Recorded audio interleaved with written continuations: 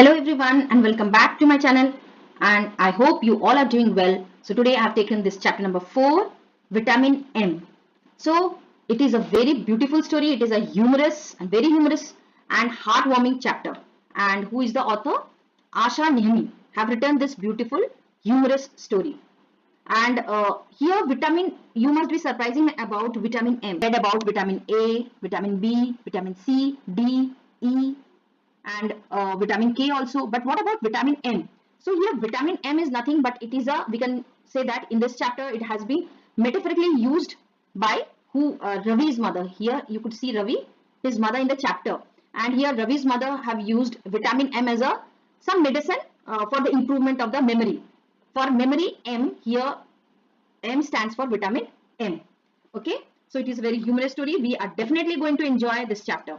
Okay, before that, let's do some reflect and respond. So from your experience with an elderly person at home or in your neighborhood, complete the following graphic organizer. That how we should behave with an elderly person at home or if they are in your neighborhood. So how should we do? So caring for elderly person. There are a few points they are asking. Why should we care for elderly? Why we should care? Next, what are the problems faced by the elders? As we all know that elderly person faces lots of problem because of their age. So what are that problem? We have to chalk it out. What could be the possible reason for problem faced? So what are the problem? क्या ऐसा problem होता है कि क्यों नहीं ऐसे तकलीफ face करनी पड़ती है? क्या ऐसे रीजंस है? How can we take care of elderly? और जो बड़े बुजुर्ग हैं उनका हम ध्यान कैसे रख सकते हैं? Okay, so now discuss the points written in the organiser with your class teacher and classmates and teacher. So here I have chalked out all the points. You could take the help of that. The first question they were asking, why should we care for elderly? Why we should take care? So we should care for the elderly because they cared for us when we were young. जब हम छोटे थे, जब हम जवान थे, हमारा ध्यान किसने रखा था? जो elderly person है उन्होंने रखा था. जैसे आपके मम्मी पापा के जो मम्मी पापा यानी आपके दादा दादी हो गए या नाना नानी हो गए, जब आपके मम्मी या पापा छोटे थे तो उनका ध्यान कौन रखता था? आपके दादा दादी या नाना नानी, है ना? So they have valuable life experience and need love and support to feel respected and happy. So ये चीज क्या है? The entire thing is give and take. So as we were helpless at that time, at our young age when we were small, so they have taken care of us. Now it is our turn to do, है ना, to our elderly person, that is dada dadi nana nani, okay, our grandpas. They need love and support and they should be respected and they should feel happy also. Okay, the next point is what are the problems faced by the elderly? बड़े बुजुर्गों को क्या तकलीफ होती है? Elderly people face physical weakness, health issues and memory problem. memory से related problem भी होता है. health issues तो होते ही हैं. कभी कभी आपने देखा होगा आपके दादा दादी हमेशा शिकायत करते हैं, मेरे पैर में दर्द है, हाथ में दर्द है, कमर में दर्द है ना. weakness होता है. once they were very when they were young they were very strengthened, है ना, बहुत strength था, but now they are not because of old age. So और क्या problem रहता है? They often feel lonely and because of all these things they often feel lonely. अकेलापन उनको बहुत, ये जो चीज है ना बहुत ज्यादा खाती है उनको. बिकॉज बच्चे बड़े हो गए रहते हैं, वो अपने अपने काम में बिजी हो जाते हैं, तो उन्हें लगता है कि अब उनके पास जॉब भी नहीं होता क्योंकि वो रिटायर हो गए रहते हैं. तो ज्यादातर वो बिकॉज ऑफ वीकनेस वो हर जगह घूमने नहीं जा पाते, घर में ही रहते हैं, तो बहुत ज्यादा वो लोनली फील करते हैं एंड अनकंफर्टेबल. नेचुरली जिनके शरीर में इतनी सारी तकलीफें होंगी तो उनको अनकंफर्ट फील ही होगा, है ना, specially in busy city life. और अगर ये और ज्यादा बढ़ जाता है अगर वो सिटी लाइफ में रहते हैं, मेट्रो सिटीज में अगर रहते हैं, तो जो है उनके बच्चे वगैरह वो ऑफिस में जाते हैं, वर्किंग रहते हैं, तो उनके साथ बात करने के लिए कोई नहीं होता है, तो वो बहुत ही लोन फील करते हैं जिसकी वजह से अनकंफर्ट फील करते हैं. ठीक है, next the third question is what could be the possible reasons for the problem faced. ऐसे क्या क्या पॉसिबल रीजन हो सकते हैं उनके प्रॉब्लम जो भी फेस कर रहे हैं, रीजन क्या है? Elderly people often face problems because of poor health. उनकी जो हेल्थ उनका खराब रहता है इसके कारण उनको प्रॉब्लम फेस करना पड़ता है. फाइनेंशियल स्ट्रगल, वो फाइनेंशियली इतने स्ट्रॉन्ग नहीं होते हैं, पेंशन वगैरह से वो अपना लाइफ को जीते हैं, या फिर जो प्राइवेट जॉब में उनको तो पेंशन भी नहीं मिलते हैं ना, तो फाइनेंशियली तो, और वो ऑफिस में कहीं भी जॉब वगैरह भी नहीं कर सकते क्योंकि वो एल्डर लोग हैं, एजेड हो गए हैं, तो नेचुरली कंपनी वाले भी उनको ऐसा जॉब ऑफर नहीं करते. तो फाइनेंशियल स्ट्रगल तो काफी रहता है. एंड सोशल आइसोलेशन, यानी और घर में रहने के कारण उनको उतने फ्रेंड्स वगैरह नहीं रहते हैं, आसपास भी कोई रहा तो वो उनके एज का नहीं हो सकता है, तो उनके साथ वो बात करना ये सब नहीं हो पाता है, तो आइसोलेटेड फील करते हैं, अकेला फील करते हैं. Many also feel neglected or dependent on others for daily needs, which adds to their difficulties. और difficulty और बढ़ जाती है जब वो एक दूसरे से नेग्लेक्टेड फील करते हैं. यानी कैसे? यानी आपके घर में बड़े बुजुर्ग हैं लेकिन आप अपने काम में बिजी हैं, पढ़ाई में बिजी हैं और टाइम मिल रहा है तो आप खेलने जा रहे हैं, अपने फ्रेंड्स के साथ बात कर रहे हैं, लेकिन आप जो है अपने दादाजी को इग्नोर कर देते हैं, तो ये नेग्लेक्टेड फील करते हैं, है ना। आप अपना समय निकाल के दादाजी या दादी के पास बैठना नहीं हो पा रहा है। ऐसा नहीं कि आप इंटेंशनली कर रहे हैं, ऐसा हो सकता है कि आप इतने बिजी हैं कि आप दादा दादी के पास जा नहीं पा रहे हैं, है ना। तो दादा दादी ये चीज को बहुत ही नेग्लेक्टेड फील करते हैं, उन्हें लगता है कि अब मैं किसी काम का नहीं हूँ, आई एम नॉट वर्थलेस, ऐसा फील होता है, ठीक है। और डिपेंडेंट ऑन अदर्स, और हर एक छोटी से छोटी चीज के लिए वो दूसरों के ऊपर डिपेंड होते हैं, है ना। चाहे वो पैसे की बात हो, चाहे बाजार से कुछ लाना हो, हर चीज के लिए वो दूसरों के ऊपर डिपेंड हो जाते हैं, विच एड्स टू द डिफिकल्टी। और इतना सारा प्रॉब्लम होने के कारण नेचुरली वो अब उनका लाइफ बहुत ही डिफिकल्ट हो जाता है। We can take care of the elderly by spending time with them, और उनका ध्यान हम कैसे रख सकते हैं, उनके साथ समय बिता के, क्वालिटी टाइम स्पेंड करके, हेल्पिंग इन डेली एक्टिविटीज, वो छोटे मोटे जो रोजमर्रा के काम है उनको थोड़ा हेल्प करके देना, एंड स्पीकिंग पोलाइटली। सबसे बड़ी बात है कि उनके साथ बहुत ही प्यार से बात करना, also by respecting their feelings and choices, making them feel valued. और प्यार से बात करने के साथ साथ उनकी फीलिंग का भी ध्यान रखना है। ऐसा नहीं बोलना है कि दादाजी क्या समझेंगे, आपका जमाना अलग था, ऐसा अगर बोलते हैं तो उन्हें बहुत ही इग्नोरेंट या निग्लेक्टेड फील होता है ना। तो उनकी इच्छाओं को भी हमें वैल्यू देना चाहिए, इंपॉर्टेंस देना चाहिए। ओके, चलिए नेक्स्ट हम लोग देख लेते हैं। Fill in the table given below, you may check your answer with the help of dictionary. तो करने के लिए क्या बोल रहे हैं, there are few 6 words are there here, they have chalked out, and these words are very important, they have many times they have come in the chapter. तो they are asking few question related to this entire words. तो first is not heard this word before. ऐसा जरूरी नहीं कि हम हर एक word सुने हो, तो यहाँ पे बोल रहे हैं कि ये शब्द ऐसा हो सकता है कि ये वर्ड्स ऐसा कि आपने इसके पहले कभी सुना ही नहीं हो। Have heard this word but don't know what it means, यानी हमने सुना तो है बट पता नहीं क्या मतलब है। तो करना क्या है, अगर आपने ये, अगर आपको सही लग रहा है फ्रेल जो वर्ड है, not heard this word before, तो आप इसको टिक कर लीजिए, ठीक है। और have heard this word but don't know, मतलब हमने सुना तो है बट पता नहीं इसका मीनिंग, तो इसको टिक कर लीजिए। Next, I know word this word, it has something to do with, यानी मैंने सुना तो है, थोड़ा बहुत इसका मीनिंग पता है, तो आप यहाँ पे लिख लीजिए, ठीक है। Right the meaning of this word. और फाइनली अगर आपको सच में नहीं पता तो आप डिक्शनरी से देख के लिख सकते हैं, या फिर you can take the help from me, ठीक है। तो हम देख लेते हैं फ्रेल, तो वीक बॉडी ऐसा हम बोल सकते हैं। तो इसका एक्चुअल मीनिंग क्या है, someone who is physically weak and delicate, जो फिजिकली बहुत ही कमजोर है और डेलिकेट है, बहुत ही नाजुक है, ठीक है, कोमल है। शडर्ड, फियर और कोल्ड, डर के मारे या ठंड के कारण कांपना जिसको बोलेंगे। मीनिंग क्या है, to shake suddenly as a result of fear, horror, disgust और एक्सट्रीम कोल्ड, यानी कोई चीज बहुत ही बुरा लगा या घबरा गए या ठंड के मारे, कोई भी कारण हो जिसके कारण आप शेक कर रहे हो, तो उसको हम शडर्ड बोलेंगे। Okay, next पुकी, पुकी means annoying slowly और अनप्लीजेंटली स्मॉल प्लेस, यानी बहुत ही एनॉइंग है, आपको पसंद नहीं आ रहा वो जगह। पुकी मतलब बहुत ही छोटा जगह, आपको आप उसमें एडजस्ट नहीं कर पा रहे खुद को। फॉरबिड, प्रोहिबिट एन एक्शन, किसी काम को करने से रोकना को हम फॉरबिड बोलेंगे। Next, pottering means to move around leisurely in a relaxed pleasant way without a strict schedule, मतलब बड़े आराम से कैजुअली टहलना, इसी को बोलते हैं, ठीक है। winced means movement due to embarrassment or an unpleasant thought, यानी winced का मतलब होता है कि आप बहुत ही घबरा गए हो या ऐसा कुछ सोच के, ऐसा जो आप थोड़ा सा थरथरा जाते हो, दैट इज कॉल्ड winced, ठीक है। चलिए हम नेक्स्ट देखते हैं। think of a tradition, story or recipe passed down by grandparents or an elderly relative in your family, what does it mean to you।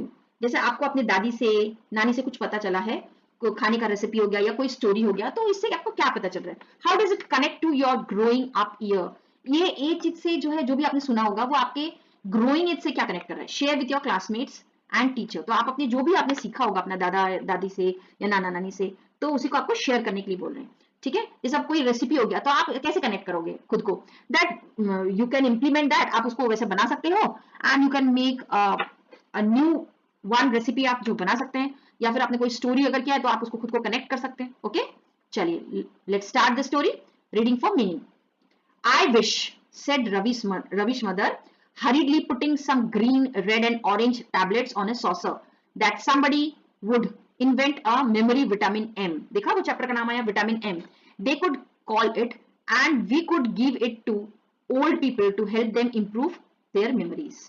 तो अब ये अभी फर्स्ट पार्ट जैसे स्टार्ट हुआ, यहाँ कहाँ से स्टार्ट हो रहा है, रवि की माँ जो है वो कुछ एक दो कैप्सूल्स, कैप्सूल के कलर क्या है, ग्रीन, रेड, ऑरेंज, ये जो है टैबलेट्स वो डाल रही है सॉसर पे, कटोरे में डाल रही है, और मनी मन ऐसा बोल रही है, क्या बोल रही है कि काश कोई ऐसा विटामिन एम होता, क्या होता, विटामिन एम होता। और वो क्यों बोल रही है, वो it to give old people, बूढ़े लोगों को हम दे सके वो विटामिन एम, और किस चीज के लिए, to help them improve their memory, जिससे कि उनकी मेमोरी जो है वो उसमें इंप्रूव होता। अब देखो,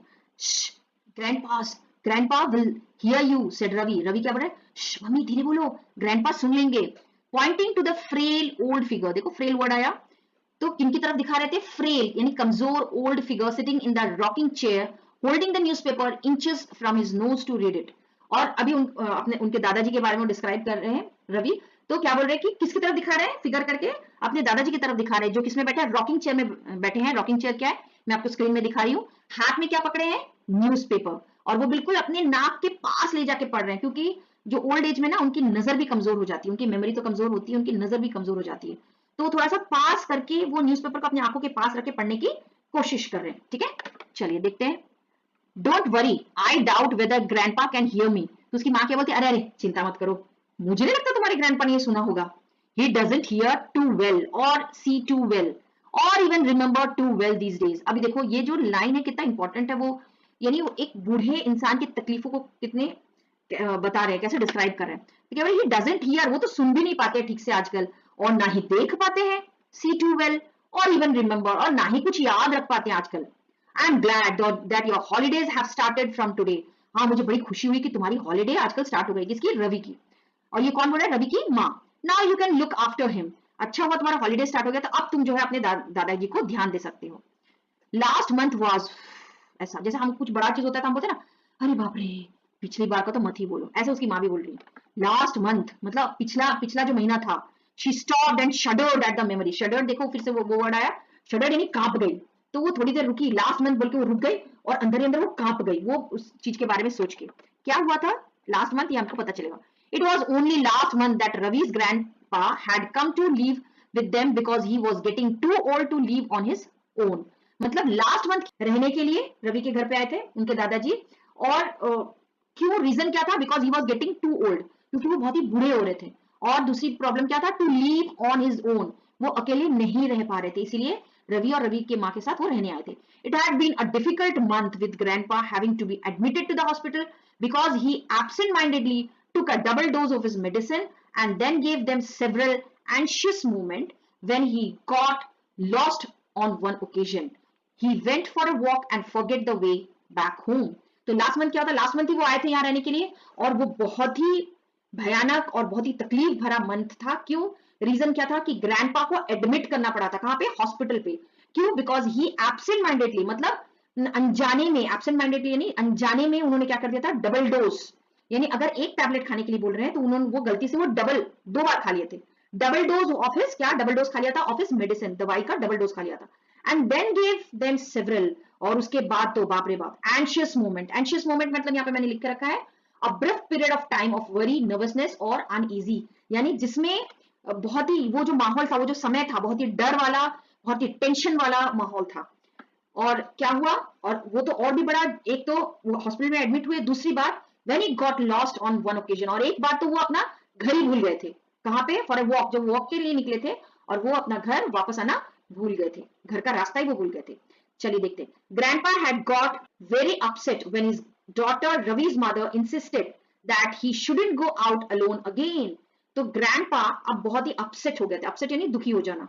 ग्रैंडपा बहुत ही दुखी हो गए थे, कब, व्हेन हिज डॉटर, जब उनकी बेटी यानी रवि की माँ इंसिस्टेड यानी जोर देके बोली, क्या बोली, that he shouldn't go out, की उनको ध्यान रखने के लिए बोला रवि को, ध्यान रखना तुम्हारे दादाजी जो है अकेले घर के बाहर बिल्कुल ना जाए।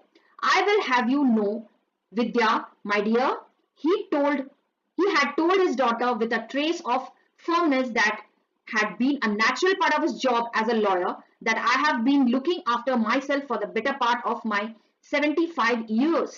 तो अब दादाजी क्या बोल रहे हैं, विद्या कौन है, रवि की माँ, तो क्या बोल रहे हैं, I will have you know विद्या, तुम्हें पता ही है विद्या। He had told, वो किसको बोल रही है, अपनी बेटी को बोल रही है। With a trace of firmness, मतलब बिल्कुल फर्म होके बोल रहे थे, बहुत ही अड़िग होके बोल रहे थे कि अरे बाबा इतना क्यों टेंशन ले रहे हो, मैं क्या था, वो he was a lawyer, वो लॉयर थे दादाजी। After your mother died 10 years ago, मैंने 75 years खुद की ध्यान रखा, और साथ ही साथ जब तुम्हारी माँ 10 साल पहले गुजर गई, उसके बाद से तो मैं अकेले ही खुद का ध्यान रख रहा हूँ। I took over her duties as well and have been cooking, shopping and keeping house too. और इतना मत सोचो, मैं तुम्हारी माँ के जाने के 10 साल तक भी क्या, मैंने अपनी ड्यूटी तो की, साथ में तुम्हारी माँ की भी ड्यूटी की। कौन कौन सा, कुकिंग किया मैंने, खाना बनाया, शॉपिंग की, कीपिंग हाउस टू, एंड घर को भी संभाल के रखना, ये भी मैंने किया. First you force me to come and live with you in this poky, देखो ये वर्ड आया, poky little flat in this horrible crowded city, and then you think you have the right to forbid me to go out on my own.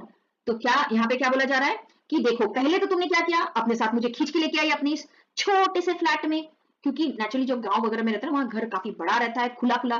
घर बड़ा अगर ना भी हो तो जगह जो आसपास का जो जगह होता है, वरांडा होता है, आसपास का जो गार्डन वाला एरिया होता है वो काफी बड़ा होता है. लेकिन आप शहरों में देखोगे तो फ्लैट ऑलरेडी छोटा है, और घर दरवाजे से निकलो तो वो आपका घर का हिस्सा रहता ही नहीं है, वो यानी कॉमन एरिया हो जाता है ना. और घर के बाहर क्योंकि ये फ्लैट एक के ऊपर एक रहता है तो आप चाह के भी बैल्कनी से बाहर आप नहीं जा सकते, यानी इधर आपको नीचे जाना पड़ेगा. आप घर के अंदर चार दीवारी में कितना घूमोगे, इसलिए उनको क्या लगा, poke little flat in this horrible, इतना भयानक और क्राउडेड सिटी, इतनी भीड़ भाड़, क्राउडेड यानी भीड़ भाड़ वाला सिटी. और उसके बाद यू आर थिंकिंग, और तुम ये सोच रही हो दैट यू हैव राइट, और तुम्हें ये अधिकार है, राइट यानी कि यहाँ पे अधिकार है टू फॉरबिड, मतलब मुझे रोकने का अधिकार है किसमें, to go out on my own, कि मैं खुद से बाहर जा सकूं. Grandpa hated the noise, grandpa को ये जो गाड़ियों की आवाज है, ट्रैफिक है, ये बिल्कुल अच्छा नहीं लगता. Hated the noise and bustle of city life, bustle यानी बिजी एक्टिविटी. तो क्या बोल रहे कि ये जो सिटी में जो इतना बिजी एक्टिविटी है ये मुझे उनको बिल्कुल पसंद नहीं था. When they were off their own, मतलब जब वो अपने घर में रहते थे, he often spoke longingly of his small brick house in town. तो क्या बोल रहे कि वो जब अपने गांव में रहते थे, अपने टाउन शहर में रहते थे, छोटे से घर में, जो ईंटों का घर था वो बिल्कुल शांत था. सच अ वंडरफुल प्लेस, वो सोचते और बोलते वाह क्या जगह था. With that big mango tree in the garden, एक बड़ा सा मैंगो का ट्री था गार्डन में. It is so quiet that at dusk, dusk मतलब यहाँ पे मैंने मेंशन किया the period of time just after sunset, but it is not yet completely dark. तो डस्क का मतलब क्या है कि सनसेट, सूर्य, यानी इसको हम शाम बोलते हैं, ठीक है. तो सूरज ढल चुका है लेकिन रात नहीं हुई है, ठीक है. थोड़ा थोड़ा दिन की उजाला भी आता रहता है ना सूर्य अस्त होने के बाद, तो उसी की बात कर रहे हैं, डस्क. तो एक बड़ा सा मैंगो ट्री है गार्डन में, इट इज सो क्वाइट, इतनी शांत है that you can even here a leaf fall, कि एक पत्ता भी अगर उड़ के गिरता है तो उसकी भी आवाज आती है. But then grandpa had slipped and fallen in the garden late one evening while he was pottering around and laying outside all night because there was no one at home to help him. तो लेन का मतलब होता है to rest in a flat on a horizontal position. तो यहाँ पे क्या बोल रहे हैं, ये सब बड़ा अच्छे से चल रहा था, बट एक दिन क्या हो गया, अनफॉर्चुनेटली, दुर्भाग्य से ग्रैंडपा जो है वो स्लिप होके गिर गए गार्डन में. कब, एक शाम की बात कर रहे हैं. और कब हो रहा था, व्हेन ही वाज पॉटरिंग, यानी कि वो इधर उधर ऐसा कैजुअली टहल रहे थे. और फिर उसके बाद क्या हुआ, उन्हें सारा टाइम, पूरी रात उन्हें लेटे रहना पड़ा, क्योंकि वहां पे कोई नहीं था घर पे उनको हेल्प करने के लिए. That was a month ago, and it made Ravi's mother lock up the tiny brick house and bring grandpa to live with them. और यही वो कारण था कि रवि की माँ ने अपने पिताजी को लेके आए अपने गांव से, और वो जो ब्रिक वाला जो घर था गांव का, उसमें उनको लॉक कर दिया, किसको, घर को लॉक करके दादाजी को अपने साथ लेके आए. नेक्स्ट हम देखते हैं, whatever happens, Ravi, you are not to let grandpa go out of his own. It's too dangerous. She instructed adding details of medicine to be given to grandpa after lunch. ये आप देख सकते हैं grandpa बैठे हैं, है ना, किस तरीके से, और माँ जो है यानी विद्या अपने बेटे रवि को इंस्ट्रक्शन देख रही है. वो क्या बोल रही है, whatever happens, चाहे कुछ भी हो जाए, you're not let, तुम्हें बिल्कुल भी अपने दादाजी को अकेले नहीं छोड़ना है, उन्हें बाहर जाने नहीं देना है. इट्स टू डेंजरस, ये बहुत ही खतरनाक हो सकता है. शी इंस्ट्रक्टेड, यानी उन्हें बोला, किसको, रवि को बताया. एडिंग डिटेल्स, और साथ साथ में ये भी बताया कि कौन सी मेडिसिन कब देना है, लंच के बाद क्या देना है, कौन सा मेडिसिन, सब कुछ. Turning to her father she said, I am off to work. और फिर अपने पिताजी की तरफ देख के विद्या क्या बोलेगी, पापा मैं अपने काम पे जा रही हूँ. Ravi will be here to look after you, Ravi है आपके ध्यान रखने के लिए. His holidays have begun from today, और उसकी जो छुट्टियां हैं, दादाजी कुछ बोल पाते कि रवि स्कूल जाएगा कि नहीं, उसके पहले विद्या ने क्या बोला कि रवि जो है वो घर पे ही है, क्योंकि उसकी जो छुट्टियां हैं वो स्टार्ट हो चुकी हैं. Ravi winced at the over loud tone his mother used when speaking to grandpa, as though she were speaking to a child who couldn't hear or understand too well. तो winced का मतलब होता है showed an expression of embarrassment. अब माँ जो है थोड़ा आवाज जोर करके बोल रही थी, किसके साथ, दादाजी के साथ. जब वो बात कर रही है, रवि के साथ जब बात कर रही है वो पोलाइटली और आराम से बात कर रही है, लेकिन दादाजी के साथ बात कर रही है तो थोड़ा चिल्ला के बात कर रही है. तो ये चीज रवि को बिल्कुल अच्छा नहीं लग रहा था. अच्छा, आपको क्यों लग रहा होगा वो चिल्ला के बोल रही है, रीजन यहीं पे दे दिया है, देखो, as though she was speaking to a child who couldn't hear or understand too well. अब वो जो दादाजी जो है वो ठीक से वो सुन नहीं सकते थे, ना ही वो समझ पा सकते थे, बिकॉज उनका एज हो चुका था, इसीलिए विद्या जो है वो चिल्ला के बोल रही थी जिससे कि दादाजी को सुनाई दे, ठीक है, इसलिए नहीं कि वो नाराज है अपने पापा से। Grandpa continued to rock gently and gave no sign। देखो ये है रॉकिंग चेयर, ठीक है, और वैसे भी मैं स्क्रीन में दिखा रही हूँ आपको रॉकिंग चेयर।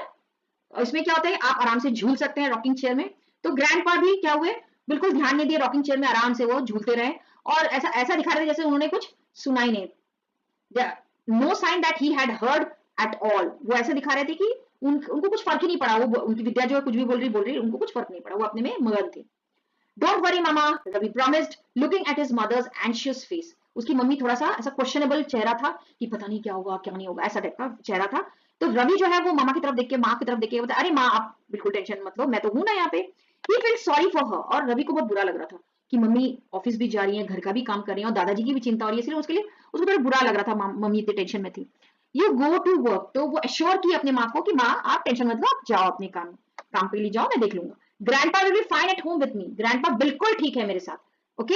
चलो देखो यहाँ रवि भी कितना रिस्पॉन्सिबल है ना, आपको भी ऐसा रिस्पॉन्सिबिलिटी दिखानी चाहिए, रिस्पॉन्सिबल होने चाहिए आपके घर के एल्डर्स को लेके। शैल वी प्ले चेस और watch the cricket match on TV grandpa. फिर वो ग्रैंडपा को अब एंटरटेन करने की कोशिश करता है रवि। वो क्या बोलता है, ग्रैंडपा हम लोग चेस खेले या फिर टीवी में क्रिकेट देखे। रवि आज आफ्टर हिज मदर्स लेफ्ट। अब वो कब ये पूछा, जब उसकी माँ घर से निकल गई। Grandpa played a great game of chess, very cool and cunning. And Ravi found that his own game had improved greatly ever since Grandpa had come to live with them. अब क्या था देखो, अभी ग्रैंडपा चेस की बात क्यों किया, क्योंकि ग्रैंडपा जो है बहुत अच्छा चेस खेलते थे, और बहुत ही कूल एंड कनिंग, बहुत ही मतलब आराम से और बहुत ही दिमाग लगा के खेलते थे, ठीक है। एंड रवि ने ये फील किया कि जब से वो दादाजी के साथ खेल रहा है, उसका भी चेस खेलना बहुत ज्यादा इंप्रूव हो चुका है, उसको भी अच्छे अच्छे मूव्स आने लग गए अभी। That's the opening move Karpov made when he played against the computer. He would tell Ravi as he moved a piece, or you are making the same mistake that Bobby Fischer made in his historic match against Spassky. यानी ये जो Karpov और Bobby Fischer है, स्पैशकी, ये सब बहुत बड़े बड़े जो है चेस प्लेयर है, ग्रैंड मास्टर्स है। इसकी फोटो मैं आपको दिखा रही हूँ। तो ये क्या बोल रहे हैं कि वो वैसे ही खेल रहे हैं जैसे इन लोग कर रहे थे, ओपनिंग मैच ऐसे ही खेल रहे हैं। और फिर से यहाँ पे भी वो रवि जो है वही मिस्टेक कर रहा है जैसे जो बॉबी कर रहा था। तो ये एक जैसे कोरिलेट कर रहे हैं मैच को और ज्यादा इंटरेस्टिंग बनाने के लिए, ठीक है। तो आपको स्क्रीन में दिख रहे होंगे Karpov, Bobby Fischer and Spassky के, ओके। चलो नाउ नेक्स्ट हम देख लेते हैं। How can he remember all those thousands of chess game and still forget the names of people he meets often? Ravi wondered. अब रवि सोच रहा था ऐसे कैसे हो सकता है कि दादाजी को हजारों मूव्स याद रहते हैं चेस गेम के, और किसी का नाम भूल जाते हैं। ये बड़ी अजीब सी बात है, ओके, ऐसा रवि फील कर रहा था। You set out the chessboard, said Grandpa, putting his paper down. I will just walk across to the corner shop to see if the Tamil newspaper has arrived. तो दादाजी क्या बोल रहे, अरे जब तक तुम अपने चेस बोर्ड वगैरह लगाओ, मैं अभी 2 मिनट में आता हूँ। कहाँ पे, पास में जो शॉप है वहां से मैं आता हूँ, क्या लेने, तमिल न्यूज़पेपर लेके आता हूँ, देखता हूँ क्या तमिल न्यूज़पेपर आया है। Papa usually buys you the Tamil paper on his way home. But if you want it immediately, I will go now and buy it for you, Ravi offered. अब रवि को तो टेंशन था, उसकी माँ ने बोल के रखा था कि दादाजी को बिल्कुल भी बाहर नहीं छोड़ना है ना। तो रवि ने क्या जवाब दिया, अरे वो तो तमिल न्यूज़पेपर तो पापा लेके आते हैं हमेशा जब वो ऑफिस से वापस आते हैं, लेकिन अगर आपको अभी चाहिए न्यूज़पेपर, कोई बात नहीं, मैं अभी जाता हूँ और आपके लिए खरीद के लेके आता हूँ। अब देखो दादाजी क्या बोलते हैं, I hope you are not going to be as tiresome as your mother Ravi, treating me like a baby. Has she told you not to let me go out on my own? तो अब दादा ने क्या बोला, मैं ऐसा सोच रहा हूँ, क्या मैं गलत हूँ? तुम भी अपनी माँ जैसे टायरसम होते जा रहे हो, यानी टायरसम यानी कि समथिंग कॉजिंग एनॉयंस, इम्पेशेंट और मेंटली वियरनेस। जैसे तुम्हारी माँ सनकी होती जा रही है धीरे धीरे मुझको लेके, and treating me like a baby, और मुझे एक छोटे बच्चे जैसा ट्रीट करती है। क्या तुम्हारी माँ ने भी तुम्हें ऐसा कुछ बोला है? told you to keep me as a prisoner here? Has she? क्या तुम्हारी माँ ने मुझे बच्चे जैसा ट्रीट करने के लिए बोला है, या फिर मुझे प्रिजनर यानी जेल की कैदी जैसे रखने के लिए बोला है? ऐसा रखने के लिए बोला है क्या तुम्हारी माँ ने? Grandpa looked suspicious at this thought. और ग्रैंडपा जो है ना बड़े ही ऐसा सस्पिशियस थॉट, ऐसा जैसे डिटेक्टिव लोगों का चेहरा नहीं होता, जैसे किसी का चेहरा पढ़ने की कोशिश करे, वैसा वो अपने चेहरा बना करके थे। Ravi felt guilty. अब रवि को ना बड़ा अजीब लगा था, गिल्टी लगा, बहुत ही ऐसा दोषी जैसा फील हुआ। For a moment then quickly recover to say loyally, of course not grandpa. अब उस रवि का भी चेहरा बन गया, मम्मी ने तो ऐसे ही बोला था। लेकिन फिर उसने जल्दी से सारी चीज को हाइड करने की कोशिश किया और उसने बड़े लॉयल, ऐसा बड़े इनोसेंसली उसने क्या बोला, ऑफ कोर्स नॉट, बिल्कुल नहीं दादाजी, mama would never treat you like a baby. माँ कब आपको बच्ची जैसा ट्रीट करती है, और प्रिजनर या फिर आपको जेल के कैदी जैसे कब रखती है वो। Good said grandpa craftily, then you will have no objection to my going out. हाँ ठीक है, अच्छी बात है, तो फिर तुम्हें कोई प्रॉब्लम नहीं होनी चाहिए अगर मैं बाहर जाऊं तो। ठीक है, ये बड़े होशियारी से दादाजी ने अपनी बात को पुट किया। अब देखो वो कुछ बोल पाता रवि उसके पहले, he picked up his beautiful shiny black mahogany walking stick with a brass handle carved in the shape of an eagle head, put on his bright yellow cap and declared, I will be back home before you can set up the board, Ravi। अब तुरंत उन्होंने क्या बोला, रवि जब तक तुम board लगा रहे हो तब तक मैं बिल्कुल जाता हूँ और वापस आता हूँ। और उनके हाथ में क्या था, शाइनी ब्लैक महोगनी, यानी जो ये वॉकिंग स्टिक दिख रहा है वो किससे बना है, महोगनी के पेड़ की लकड़ी से बना है। ठीक है, और शाइनी ब्लैक कलर बहुत ही चमचमाता हुआ था, और ब्रास हैंडल था, ये दिख रहा है आपको, ब्रास हैंडल है, और carved in shape of A eagle head, eagle का हेड जैसा होता है ऐसा, उसका चोंच ऐसे बेंड किया हुआ था। मैं आपको फोटो में भी दिखा रही हूँ कैसा इसका बीक जो है, जो ऐसा फोल्डेड है, कर्व्ड है, वैसे ही ये हैंडल भी ऐसा कर्व्ड है। एंड साथ में उन्होंने अपने सर पे क्या पहना, ब्राइट येलो कैप, ये आपको कैप भी दिख रहा होगा, ब्राइट येलो कलर का कैप। ठीक है, एंड डिक्लेयर, और फिर उन्होंने क्या बोला, मैं अभी आता हूं जब तक तुम बोर्ड लगाते हो। Off he went twirling his walking stick jauntily, leaving Ravi in a dilemma. तो डिलेमा यानी कि कंफ्यूजन में डाल दिया। तो ऑफ ही वेंट, और फिर वो निकल गए। ट्रिलिंग, ट्रिलिंग मतलब ऐसा आपको मैं वीडियो में भी दिखा रही हूँ, ट्रिलिंग मतलब क्या होता है, इस तरीके से वो खुश होते हुए यानी अपने मिजाज में घूमते फिरते हुए निकल गए। लीविंग रवि, और रवि के दिमाग में डिलेमा छोड़ गया, यानी कंफ्यूजन में कि कहाँ जा रहे, क्या कर रहे, ऐसा टाइप का। His grandfather would feel hurt if he insisted on accompanying him, and his mother would be furious if she knew Ravi had let him go out on his own। तो ग्रैंडफादर को बहुत ही बुरा लगेगा, रवि ने अगर बोल दिया कि दादाजी दादाजी मैं भी आपके साथ जाऊं, तो नेचुरली दादाजी को बुरा लगेगा, क्योंकि अब तक दादाजी यही उसको जो ब्लेम कर रहे थे, क्या तुम मुझे बच्चे से ट्रीट कर रहे हो, क्या तुम मुझे प्रिजनर जैसे पकड़ के रख रहे हो, इसलिए अब उनसे ये पूछना तो बेफिजूल है ना। तो और दूसरी बात, अगर वो छोड़ देते हैं दादाजी को, तो अब उसकी माँ की बात याद आ रही है, क्योंकि माँ ने उसको बोला था कि एक सेकंड के लिए भी दादाजी को छोड़ना नहीं, क्योंकि ये डेंजरस हो सकता है। ठीक है, he heard the elevator, elevator यानी कि जो लिफ्ट है, shut as grandpa went down, lift का दरवाजा बंद हुआ, ये रवि ने सुना। Ravi decided he would follow grandpa secretly, तो रवि ने उसी समय ये डिसाइड किया, दादाजी को तो अकेले छोड़ नहीं सकता, तो मैं उनका जो है पीछा करूंगा एट अ सेफ डिस्टेंस, और एक सेफ दूरी बना के चलूंगा, to make sure he came to no harm, जिससे कि उन्हें तकलीफ भी नहीं होगी, परेशानी भी नहीं होगी, और मेरा काम भी हो जाएगा। Ravi ran out of the building just in a time to see grandpa's yellow cap disappearing round the corner, और रवि जो है फटाफट में उतरा, और उसने देखा जब तक ग्रैंडपा जो है वो गायब ना हो जाए, जल्दी से पहुंचा। Grandpa's first stop was children's park, वो पहले कहाँ गए, चिल्ड्रन पार्क में गए, where he bought himself a paper cone of peanut, जैसे हम लोग मूंगफली खाते हैं पेपर कोन बना के, आपको फोटो में दिख रहा होगा, हाँ वैसे।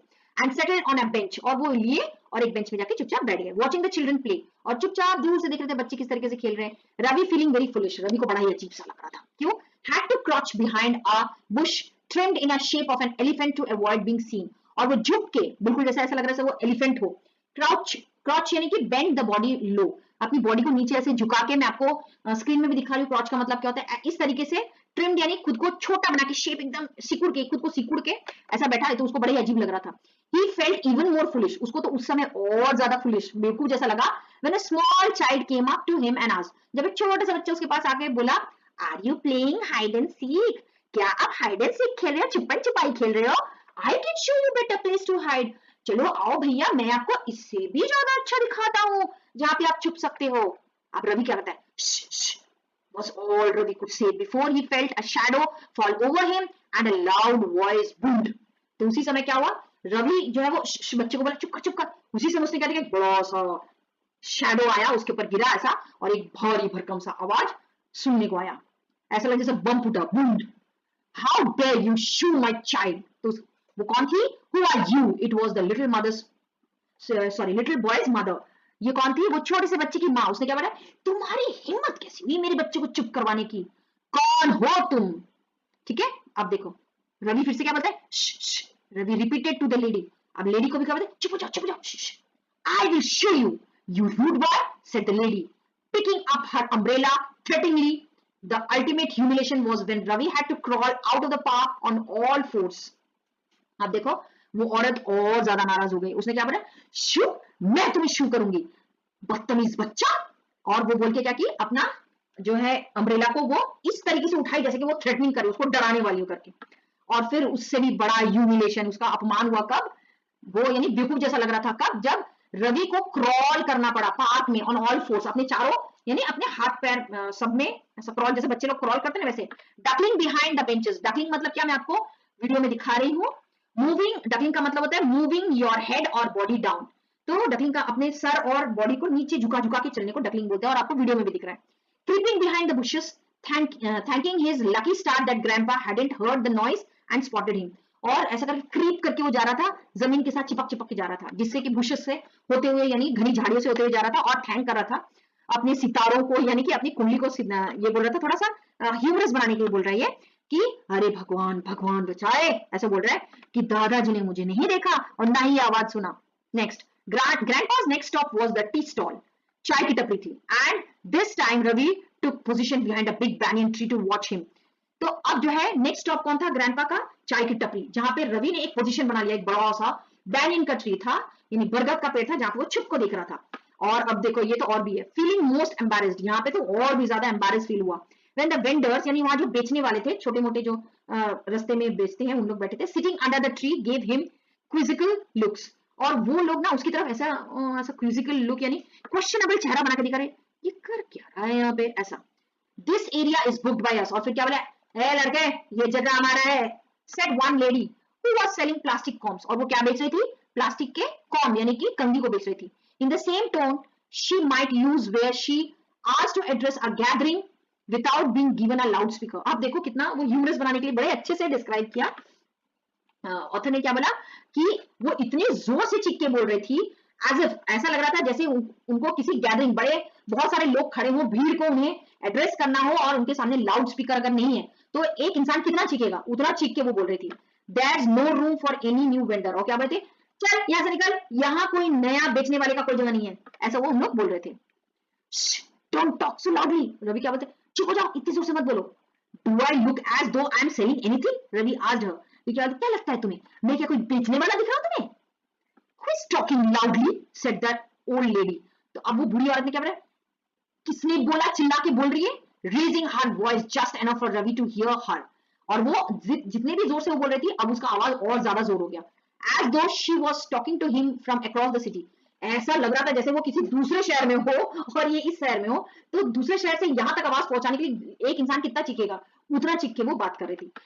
ये सब जो है एग्जैगरेशन है, हाइपरबोले आप बोल सकते हैं, फिगर ऑफ स्पीच यूज किया, यानी कि किसी चीज को बढ़ा चढ़ाकर बोलना। ऐसा क्यों किया ऑथर ने, बिकॉज इसको रीडर को इंटरेस्टिंग लगे, देखो हमें मजा आ रहा है ना पढ़ने में। ओके चलिए हम देखते हैं अभी। Who are you accusing of talking loudly? कौन हो तुम जो हमें ब्लेम किया जा रहा है कि हम जोर से चिल्ला रहे हैं, and that too from behind the tree, और वो भी पेड़ों के पीछे से। Who are you hiding from? अच्छा पहले ये बताओ तुम छिप किससे रहे हो? Another vendor selling ribbon and clips asked। दूसरी वेंडर ने पूछा जो क्या रिबन और क्लिप्स बेच रहे थे। She too was of those lucky one who would never ever require a megaphone। वो भी उन्हीं औरतों में से थी जिनको मेगाफोन की कोई जरूरत नहीं, उनका आवाज ही इतना बुलंद था। Are you talking about one of us? asked another vendor। अब देखो उन लोग का जो ना एक यूनिटी जैसा रहता है, एक ने बोला दूसरा दूसरा तीसरा सब। अब फिर देखो दूसरा वेंडर भी बोलने लगा, क्या बोला, Are you talking one of us? क्या तुम हम में से किसी की बात कर रहे हो कि हम चिल्ला रहे हैं? A group of them surrounded Ravi. अब तो और भी हो गया, ये सारे के सारे लोग रवि को घेर लिए। ओह ऑल राइट, रवि कंसीडर्ड। तो रवि ने कंसीडर का मतलब होता है टू एडमिट और टू एग्री। रवि ने मान लिया, अरे बाबा इन लोग से यानी मुंह लड़ाना बेकार है, ठीक है। और ऑल राइट ठीक है, डिफीट एंड मूव्ड। और बोले ठीक है बाबा तुम लोग ही सही हो, बोल के वो निकल गया to duck behind a shiny silver car. और फिर डक यानी फिर से झुक के सामने एक चमचमाता हुआ सिल्वर कार था, उसके पीछे चला गया। peering through the windows to keep an eye on his grandfather। peering यानी झांकना, और वो झांक झांक के देख रहा था, कहां से, कार की खिड़की से।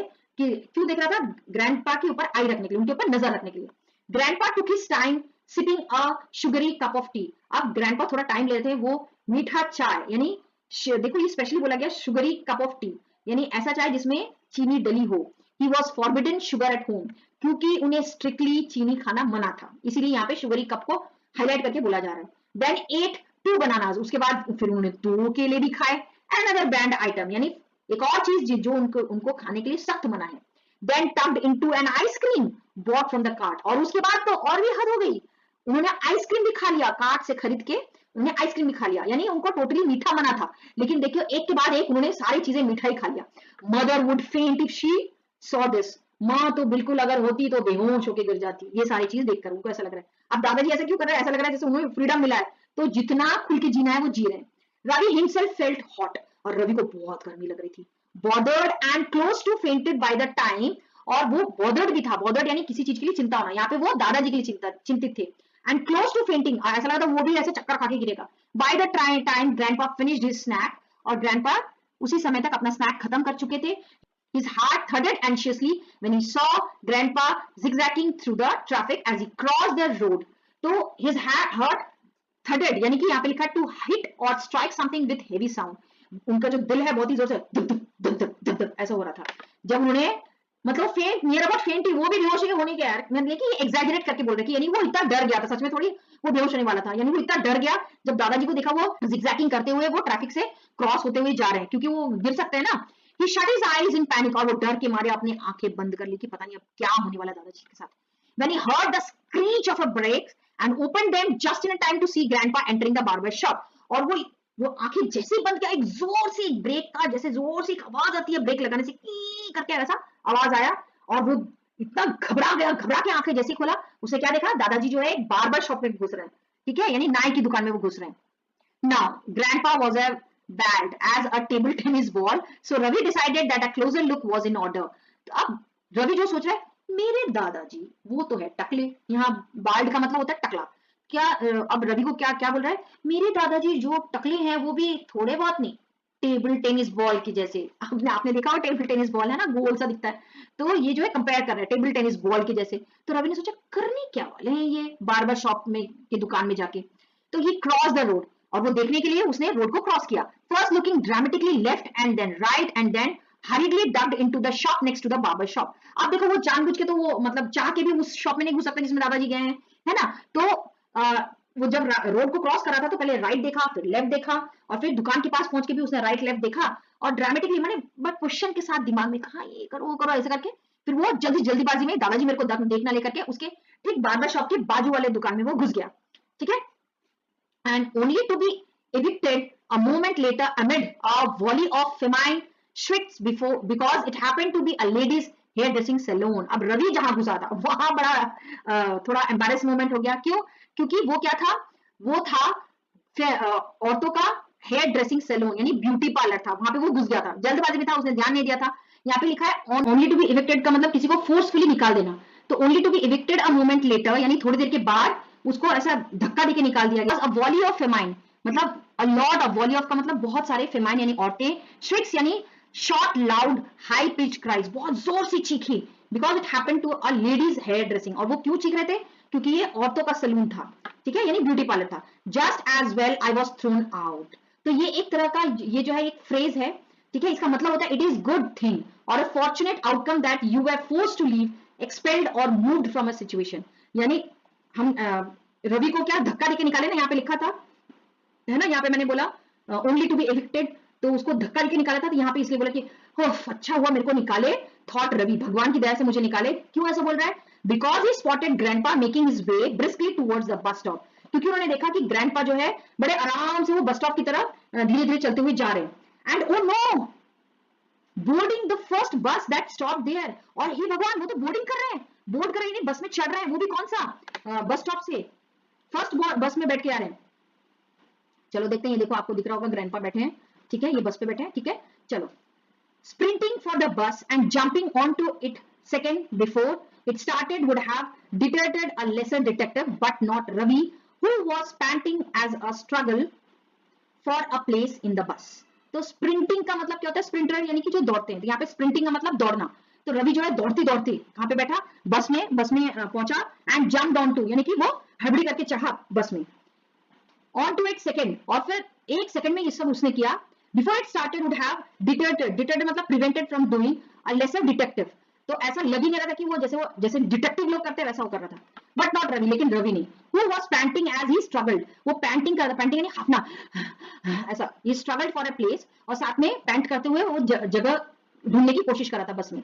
He could see grandpa's yellow cap, और उसी बीच उसने क्या देखा कि grandpa का येलो कलर का कैप देखा, somewhere in the front, बिल्कुल सामने में बस ड्राइवर के पास में।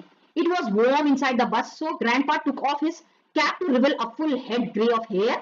तो क्योंकि बस गर्म था तो उसने क्या देखा, ग्रैंडपा जो अपनी टोपी निकाली और फिर उसने क्या देखा, ग्रैंडपा के सर पे पूरे सफेद बाल से भरे हैं। रवि was startled, रवि जो है बहुत ही सरप्राइज्ड हो गया। Surely grandpa couldn't have bought a wig at the barber shop, he thought, pushing his way to the front of the bus to confront the cap wearer। तो अब क्या वो क्या था, ग्रैंडपा बार्बर शॉप में इसलिए गए थे कि उनको विग चाहिए था, और ये सोच के ग्रैंडपा कैसे दिख रहे होंगे करके वो सोच के वो आगे ग्रैंडपा को देखने के लिए वो क्या किया, सबको पुश इधर उधर धक्का देके वो आगे की ओर जा रहा था। कॉन्फिडेंट यानी कि फेस, वो उनका फेस देखना चाह रहा था कि कैप कौन पहना है। It was a total stranger, और जैसे उनने चेहरा देखा, है ये कौन है। He was wearing a white pyjama and shirt, वो क्या पहने थे, व्हाइट कलर का शर्ट और पायजामा पहने थे, which was grandpa standard attire, जो कि ग्रैंडपा का जो नॉर्मली वो पहनते थे वैसे ही है। And a yellow cap exactly like grandpa, और येलो कलर का कैप भी पहनते थे जैसे ग्रैंडपा पहनते हैं। But wait, the cap had a coffee stain on its rim just like grandpa। अरे पहले तो सोचते ग्रैंडपा जैसे पूरे हैं, फिर देखा अरे नहीं पूरा क्या, ये तो कैप भी ग्रैंडपा का ही है। क्यों, क्योंकि ग्रैंडपा की जो रिम में यानी जो टोपी का जो फ्रंट वाला रिम है वहां पे कॉफी का दाग लगा हुआ था, इनके कैप में भी लगा है। अब देखो grandpa's cap, Ravi couldn't help exclaiming। That stranger grinned pleasantly and told Ravi that kind old gentleman in the barber shop had insisted that he take his cap because it was such a hot day। तो यहाँ पे आपको दिख रहा है, देखो रवि बहुत ही surprise है और वो उस ओल्ड मैन से वो पूछ रहे हैं। तो अब वो आदमी ने क्या जवाब दिया, वो क्या बोले, ग्रैंडपास कैप, दादाजी का कैप। तो वो जो बूढ़े आदमी थे उन्होंने बड़े अच्छे से प्यार से उनको बोला कि वहां पे मुझे जो बार्बर शॉप में थे एक बूढ़ा आदमी, उन्होंने मुझे, वो बड़े ही बहुत ही काइंड जेंटलमैन थे, उन्होंने क्या बोला कि उन्होंने मुझे इंसिस्ट किया यानी मुझे जोर दिया कि अरे बाहर बहुत गर्मी है, आप इसी ऐसे खुले सर पे मत जाइए, आप कैप पहन लीजिए, और उन्होंने अपना कैप मुझे दे दिया। That was a typical of grandpa, always generous, but where was grandpa. वो क्या बोला, हाँ मुझे तो पता है मेरे ग्रैंडपा बहुत ही हेल्पफुल नेचर के, लेकिन ग्रैंडपा कहाँ है, अब मेन क्वेश्चन तो यही था, है ना। चलिए पार्ट 3 देखते हैं। Ravi went back to the barber shop, Ravi फिर से बार्बर शॉप में भाग के गया। ग्रैंडपा वाजंट देयर, ग्रैंडपा तो वहां थे ही नहीं। He wasn't at the park either, वो पार्क में भी नहीं थे, यानी अभी यहाँ कहाँ जा रहा है कि जहां ग्रैंडपा गए थे उस जगह को वो वापस जाके देख रहा है। रवि वॉज फ्रैंटिक यानी वेरी फ्राइटेंड, यानी रवि बहुत डर गया था। क्यों, क्योंकि वो हर जगह खोजा, बार्बर के शॉप में देखा, पार्क में देखा, वो कहीं नहीं था, तो वो बहुत घबरा गए, क्योंकि इसके पहले भी हो चुका था कि ग्रैंडपा जो एक बार वो खो चुके थे। After all his mother had left him in charge of grandpa, और उसे ये डर लगा था कि माँ तो मुझे बोल के गई थी, मुझे रिस्पॉन्सिबिलिटी देके गई थी कि ग्रैंडपा का ध्यान रखना, अब क्या, मैं क्या जवाब दूंगा। He tried calling first his mother and then his father, वो तुरंत अपने माँ को, अपने पापा को कॉल करने लगा from a telephone booth, telephone booth से वो कॉल किया, but both numbers were busy, लेकिन इत्तेफाक से दोनों ही नंबर बिजी चल रहे थे। सिक विथ वरी, यानी वो टेंशन में, ऐसा उसको बीमार, बहुत ही थक गया था। यहाँ पे सिक का मतलब तो वैसे बीमार होता है, बट यहाँ बीमार नहीं, वो थक गया था टेंशन लेते रहते। Ravi went home wondering whether grandpa would be able to find his way back, अब उसे समझ नहीं आता कि ग्रैंडपा को मैं कहाँ खोजूं, लेकिन वो सोचते सोचते जाता कि भगवान काश ऐसा हो जाए कि ग्रैंडपा अपना रास्ता ना भूले और वो ठीक से घर पहुंच जाए, ऐसा वो सोचते हुए घर वापस गए। To a great delight, delight यानी खुशी, तो उसे बड़ी खुशी हुई एंड रिलीफ, और बहुत ही एक रिलैक्स सा फील हुआ। The first thing he heard when he opened the front door was the gentle wool of grandpa snoring in his bedroom. तो जब सबसे पहले वो दरवाजे के पास पहुंचा तो उन्हें एक रिल यानी कि अ लो सॉफ्ट कंटिन्यूअस बजिंग और हमिंग साउंड, एक गुनगुनाता हुआ आवाज आ रहा था, वो क्या था, ग्रैंडपा का स्नोरिंग, यानी ग्रैंडपा जब वो खर्राटे लेते हैं उसका एक हल्का सा आवाज आ रहा था उनके बेडरूम से। He knelt down near the bed and put his cheek against the old man's face, तो वो नेल्ट डाउन यानी कि मैं आपको दिखा रही हूँ वीडियो पे, ऐसे नी पे बैठ जाने को बोलते हैं। ग्रैंडपा के बेड के पास गया और अपनी जो चीक है, जो गाल है, वो ग्रैंडपा के फेस के पास लेके आए। Grandpa wrinkled skin had more creases than lines on the map। अब देखो creases का मतलब क्या होता है, लाइंस होते हैं, तो मतलब ग्रैंडपा का जो wrinkle है, इतने सारे जो झुर्रियां थी, ऐसा लग रहा था कि उनके चेहरे में इतने सारे दाग है, झुर्रियों के दाग है, ये तो उससे भी ज्यादा है जितना कि मैप में लाइन होता है। आप जब मैप देखते हो कितने छोटे छोटे छोटे बहुत सारे लाइंस होते हैं, तो क्या बोल रहा है, ये मैप से भी ज्यादा लाइन तो उनके चेहरे में था। Grandpa smelled of eucalyptus ointment and shaving cream. अब ये इक्लिप्टिस क्या होता है, इक्लिप्टिस एक पौधे पेड़ का नाम होता है, जिससे कि जो पेन, जो दर्द वाले दवाइयां होती है ना, देखना उसकी एक अलग ही खुशबू होती है, तो उसमें यूज होता है, जिसको हम हिंदी में नीलगिरी का तेल बोलते हैं। तो यूकलिप्टस का ऑयल जो है वो बहुत हेल्पफुल होता है दर्द के लिए। तो और उसके तो वो जो आपका चेहरा दादाजी के पास लेके गया था, तो दादाजी एक अलग से स्मेल कर रहे थे। वो क्या था? यूकलिप्टस का ऑइंटमेंट, यानी दर्द वाले जो ऑइंटमेंट है उसके बाम का खुशबू आ रहा था, और शेविंग क्रीम का। Ravi was suddenly overcome with affection for his grandfather and gave him a hug, but grandpa only grunted in his sleep. तो अब ये जो ग्रैंडपा जो है वो, उसको बहुत ही प्यार आ रहा था रवि को ये सारा चीज देख के दादाजी के ऊपर, तो उसने दादाजी को जोर से एक ऐसा हग किया। तो फिर उस समय ग्रैंडपा ने कोई रिएक्शन नहीं दिया, सिर्फ वो सोते हुए जैसा आवाज करते ना, एक आवाज ऐसा करना, ऐसा टाइप का आवाज किया। He decided not to question grandpa because he would have to reveal that he had been following him. अब वो ग्रैंडपा को पूछ नहीं सकता था, है ना, कि ग्रैंडपा कहाँ चले गए थे, आपको तो मैं ढूंढ नहीं पा रहा था। ऐसा अगर बोलेगा तो ग्रैंडपा पूछेंगे कि तुमको कैसे पता चला, मतलब तुम मेरा पीछा कर रहे थे, है ना। तो यही वो बोल रहा था कि नॉट टू रिवील, यानी बताना या डिस्क्लोज करना, ठीक है, कि वो नहीं तो वो रिवील हो जाएगा कि वो फॉलो कर रहा था, है ना।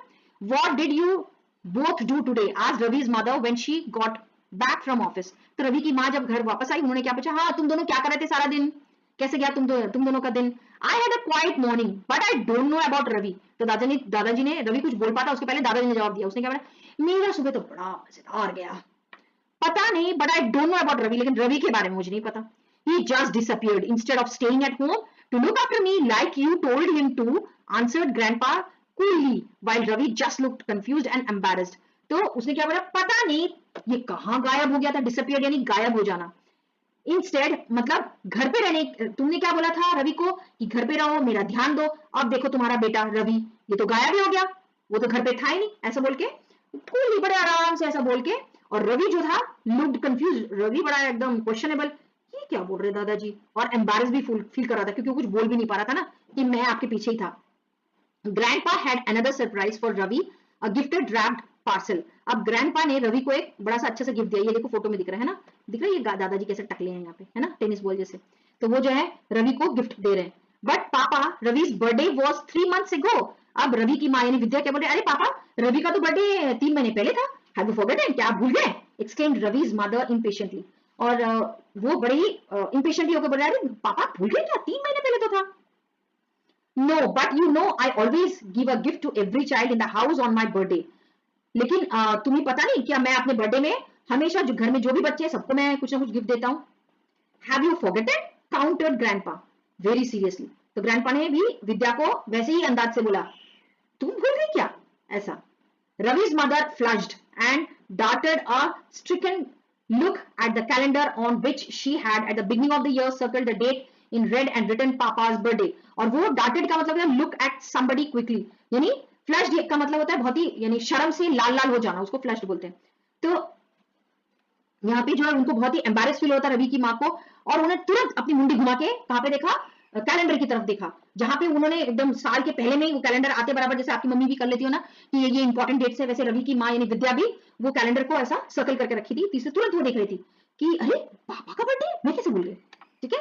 सो there was a gift for her too and for Ravi's father as well, for grandpa still considered them his babies. तो ग्रैंडपा ने रवि के साथ साथ, ये आपको दिख रहा होगा, रवि के साथ साथ विद्या को भी दिया और उसके पिताजी को भी दिया, यानी रवि के पिताजी को भी दिया। क्यों? क्योंकि ग्रैंडपा जो है दोनों को अभी तक भी उनके लिए वो दोनों ही बच्चे ही हैं। Grandpa turn to Ravi's father who just walked into the room. My daughter needs some vitamin M, I think for her memory. तो रवि के पापा यानी कि रवि के पापा के पास कौन? ग्रैंडपा गए और आप क्या बोले कि अरे मेरी बेटी को लगता है कि विटामिन एम चाहिए। विटामिन एम यानी याद है मैंने बोला था मेडिसिन फॉर विटामिन, जो कि बूस्ट करता है मेमोरी को। तो क्या बोले, मुझे लगता है तुम्हारा जो है विद्या जो भूल रही है मेरा बर्थडे, तो उसको भी विटामिन एम चाहिए। रवि's mother flushed a darker shade of red and Ravi's father looked confused. Ravi के पापा बड़े कंफ्यूज थे, ये ऐसे क्यों बोल रहे हैं, और रवि की मम्मी जो है वो शर्म से लाल लाल हो रही थी, क्योंकि याद है यानी कि इनडायरेक्टली जो रवि के ग्रैंडपा वो बोल रहे हैं कि तुम लोग जो भी बात करते हो मुझे सब सुनाई देता है, ऑल्दो तुम्हें लगता है कि मुझे सुनाई नहीं देता है, मेरी जो सुनने की क्षमताएं कम हो गई है, but it's not right, I can hear everything, ठीक है। तो एक आयरनिकली वो बोल रहे हैं। Ravi unwrapped his gift to find a thick hard cover book, the best detective story. Ravi ने फटाफट जैसे बच्चों का रहता है हैबिट, उसको गिफ्ट मिला तो फटाफट खोला, उसके अंदर क्या देखा? एक मोटा सा बुक था जिसमें क्या लिखा था? The best detective story, great story. Ravi और फिर दादाजी ने क्या बोला? बहुत अच्छी स्टोरी है, you can pick up some really good tips on how to be detective. इसमें से तुम कुछ टिप्स भी ले सकते हो कि डिटेक्टिव कैसे बनाया जाए। How to avoid getting fooled when one is trailing a suspect? For instance, grandpa said solemnly. Solemnly का मतलब था seriously. Seriously उन्होंने क्या बोला? Trailing यानी कि following, follow करना. तो grandpa ने क्या बोला? इसमें वो भी लिखा हुआ है कि किस तरीके से फूल ना बने यानी उल्लू ना बने जब आप किसी का पीछा कर रहे हो. I don't think he wants to be a detective. Do you, Ravi? Asked his father, looking even more confused. उसके पापा को भी लग रहा है ये कभी डिटेक्टिव तो बनने नहीं चाह रहा था. तो इसे क्या बोले? रवि तुम डिटेक्टिव तो कभी नहीं बनना चाह रहे थे ना? है रवि? सही सही बोल रहा ना मैं?